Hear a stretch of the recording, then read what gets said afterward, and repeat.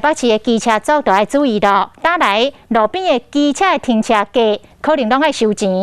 今仔日开始，坐文松山新店线、文湖线、新路线，这个4块链等，将近16000个机车位，拢要开始来收钱咯。每一届的费率是20块。上主要的目的是要减少长期占用停车价的乱象。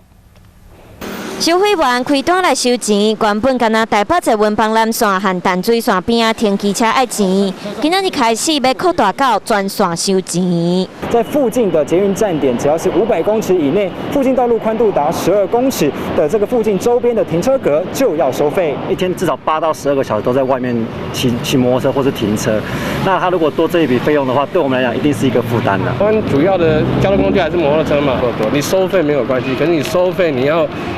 让人家有足够的地方去停，但如果没地方停，大家都会躲巷弄。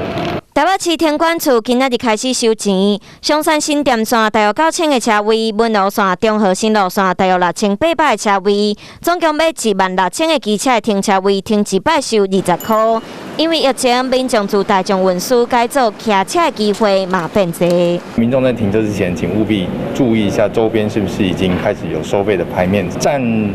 这些捷运站周边的总个位数大约是3成到4成。当地的民众有停车需求的话，他们其实还是可以在剩下还没收费的路段中去停放。另外，为着鼓励民众骑电动机车，目前台北市所有机车停车价，电动机车也是免收钱。